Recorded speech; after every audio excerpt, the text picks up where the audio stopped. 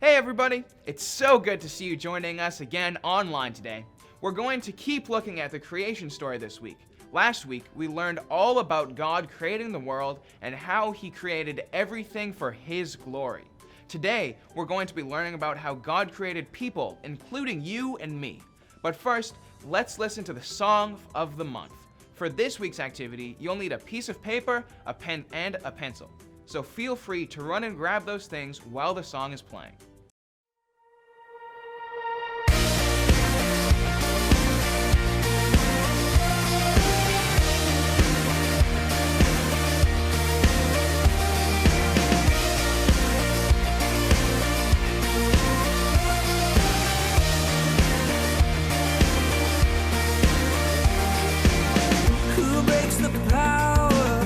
Of sin and darkness, whose love is mighty and so much stronger. The King of glory, the King above all kings, who shakes the whole earth with holy thunder and leaves us breathless in awe and wonder. The King of glory, the King above all kings. This is amazing grace. This is unfailing love, that you would take my place, that you would bear my cross. You laid down your life, that I would be set free. Oh, Jesus, I sing for all that you've done for me.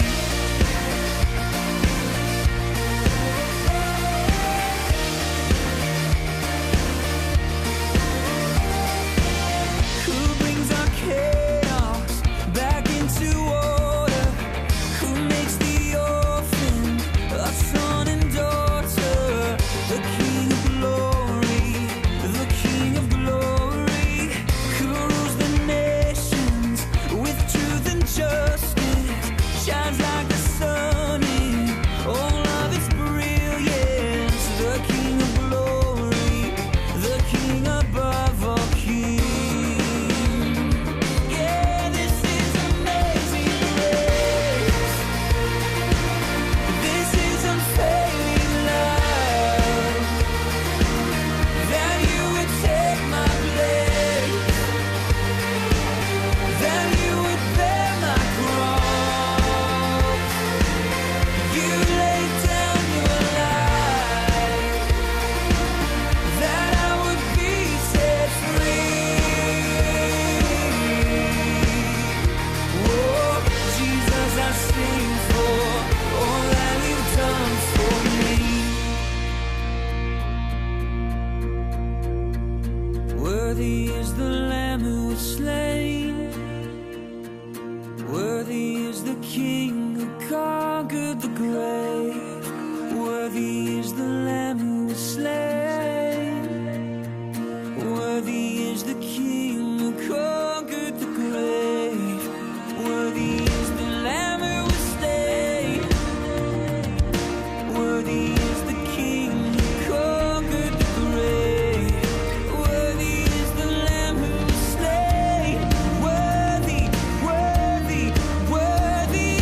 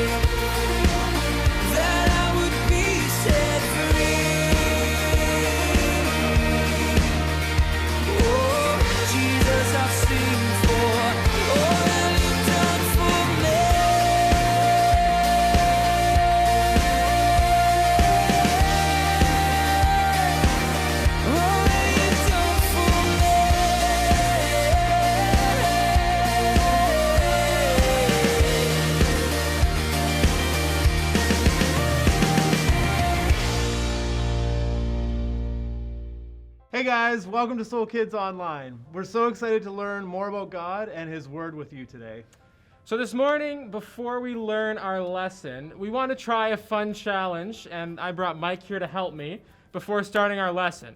So first, I want everyone at home to raise their eyebrows. So you can raise both if you can. That's pretty easy. Yeah.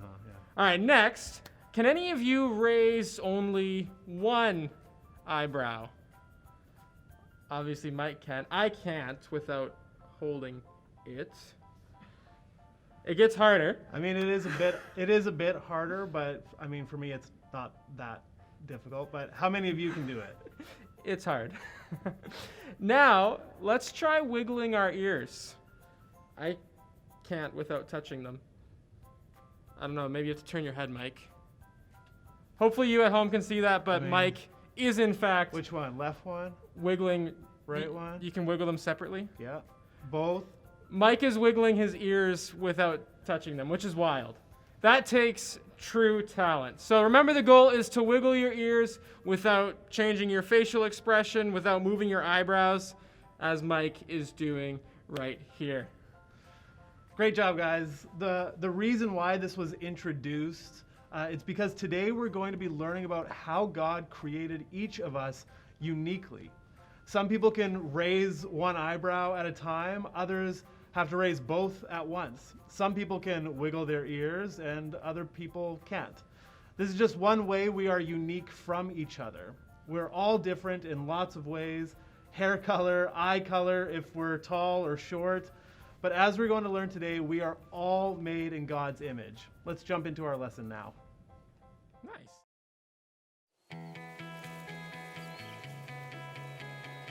On the sixth day of creation, God made people. God created people different than anything else He created. God created people in His very own image. God took dust from the ground and made a man. God breathed His very own breath into the man, and the man became alive. God made a garden in the land of Eden, and He put the man in the garden. God told the man to work in the garden and take care of it. God provided food from the trees for the man to eat, and God provided a river to water the garden. Then God said, "You can eat from any of the trees in the garden except for one." The garden had a tree in it called the tree of knowledge of good and evil. God warned the man, "If you eat from that tree, you will die." Now God was not yet finished with creation. He saw the man and said, "It is not good for the man to be alone." So God decided to make a helper for the man. God brought to the man the animals He had created, and the man gave names to all of the creatures. But none of the animals was a good helper for the man. So God made the man fall fast asleep. He took one of the man's ribs and created a woman. When the man saw the woman, he was very happy. The woman was a perfect helper for the man. She was his wife. The man's name was Adam, and his wife's name was Eve. God gave Adam and Eve good things. He put them in charge of the animals and provided everything they needed. God looked at everything He had made, and it was very good. God had done everything He planned to do. So on the seventh day of creation, God rested from His work. God created people in His own image. Adam was like God in some ways, but he was not a perfect representation of God. God sent His Son, Jesus, to show us exactly what God is like. Jesus is the perfect representation of God because He is God.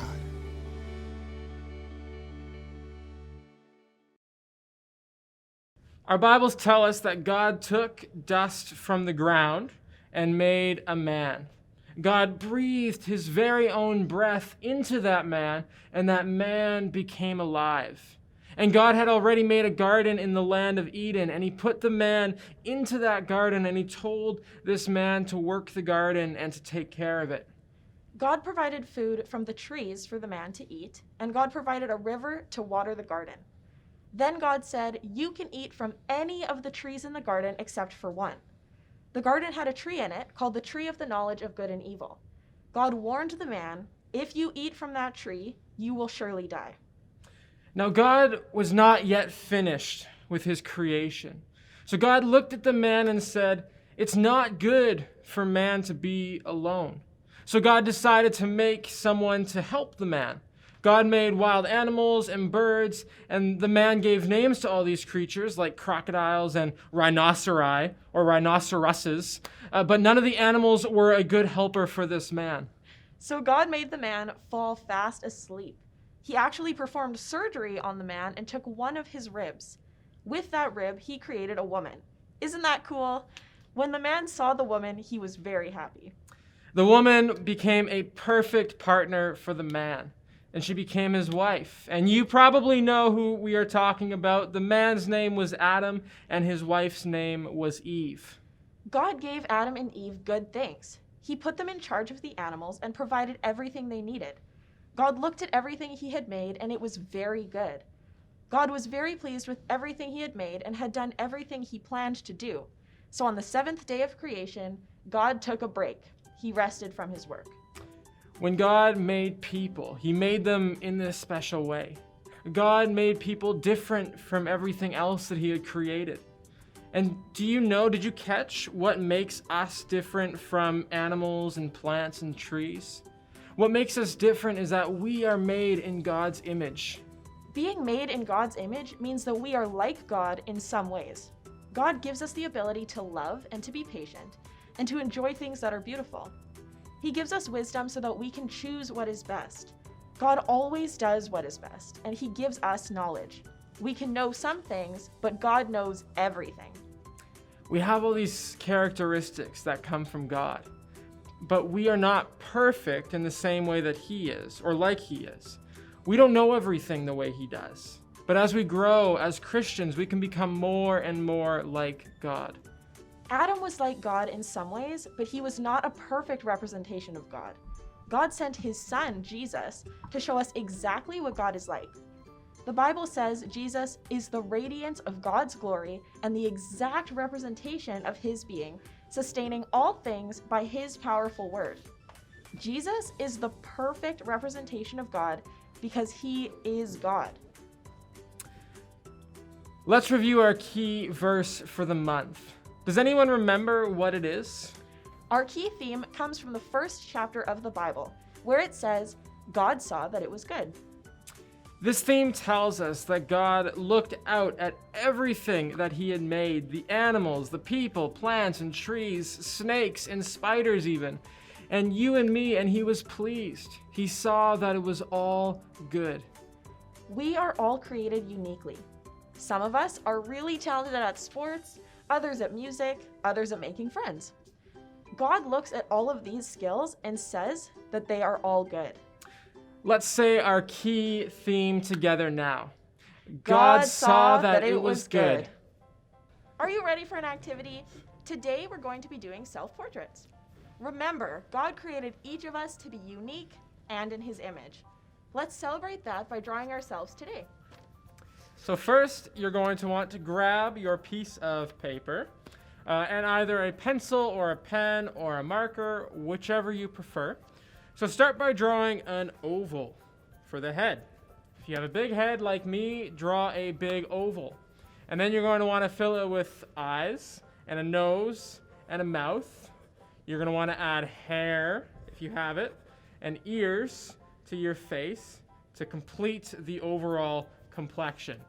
If you need to pause the video to finish, please do. And I can't wait to see what your portraits look like in a moment.